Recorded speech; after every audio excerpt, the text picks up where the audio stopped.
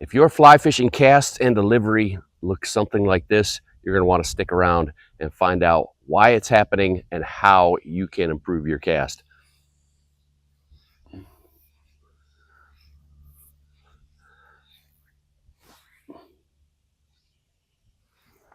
I'm Chris Myers of Orlando Fly Casting Lessons and Central Florida Sight Fishing Charters, and I see the same types of casts over and over and over again, and that's where I get a lot of the ideas for my videos.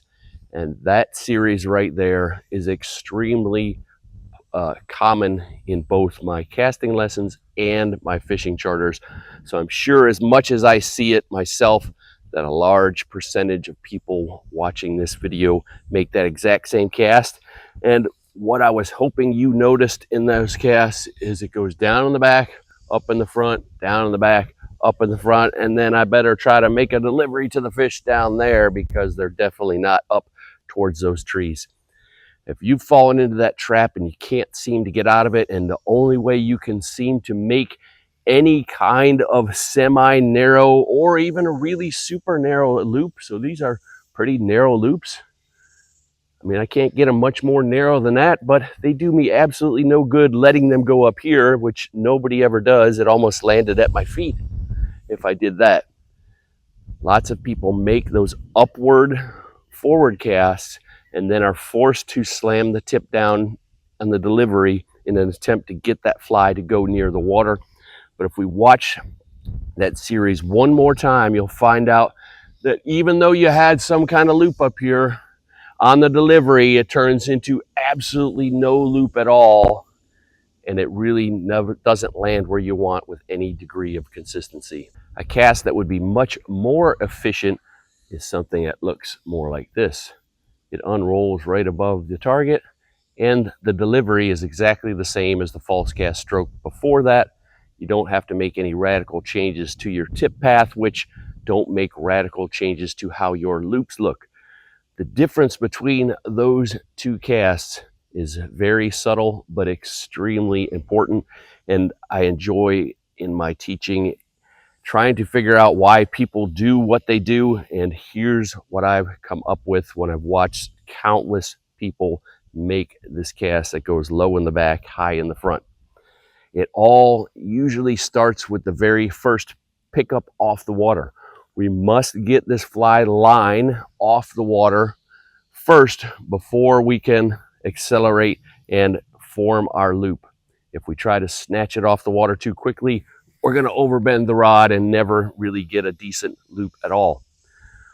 What happens to most folks as they're lifting up, they get the line off the water with the rod somewhere up here, somewhere almost directly over their head, pointing straight up and down.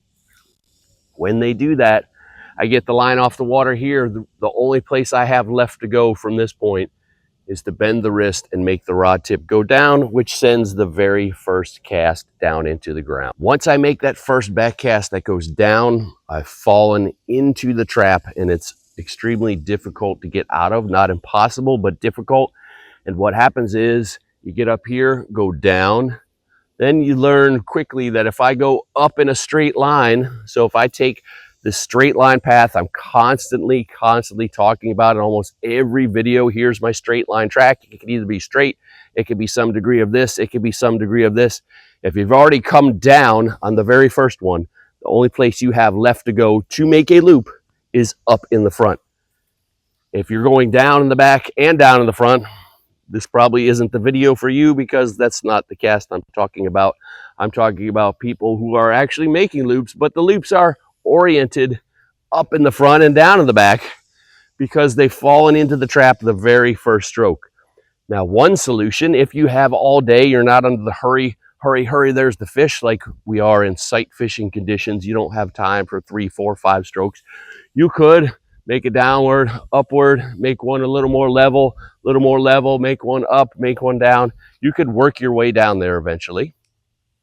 But a better solution is not to fall off that cliff in the first place and get the very first back cast to go up.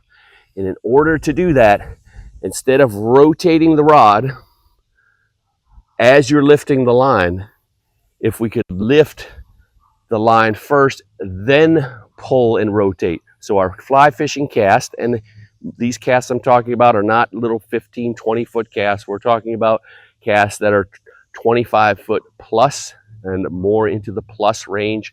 How you need to lift that rod. I'm lifting first, then I'm rotating. So it's a lift, pull, then rotate. And by rotate, we're changing the angle from where we started, which is pointing this way, to where we finished, which is pointing that way.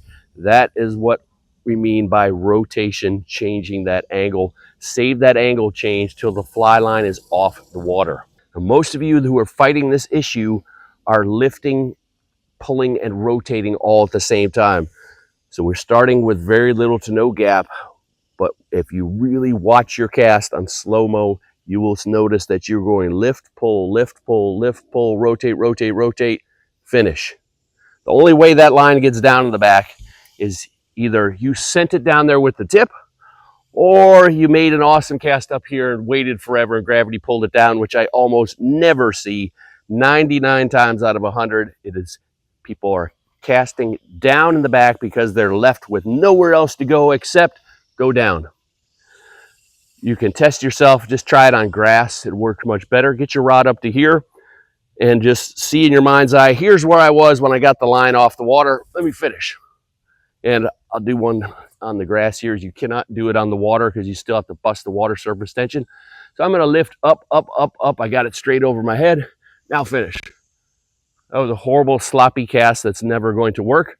But what I can make work is up, up, up, up, up, go down, go up, go down, go up. That works really good. Works really good for casting.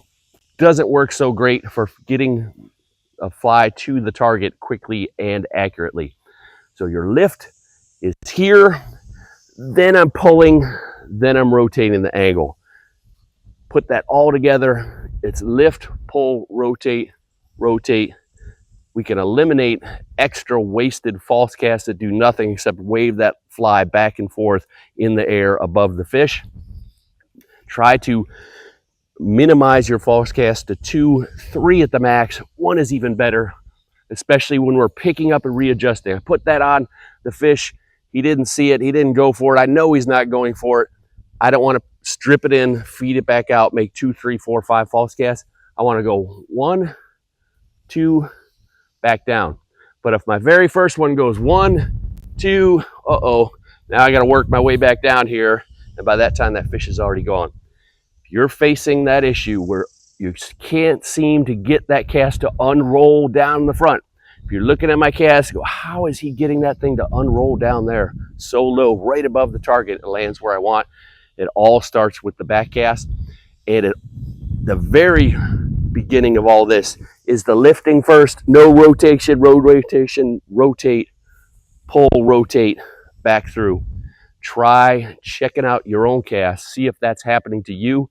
If you're facing that issue, I'm extremely confident that is how you got to that point. And the fix is to save that rotation till the end of the stroke so you can cast up in the back. If you're going to be in the Orlando area, you can come and see me for a one-on-one casting lesson. If you're not, I can also analyze your cast on video and give you some tips on how you can fix your cast and practice drills to make it better. And if you want to go fishing, I do inshore saltwater fishing charters year-round here in Central Florida.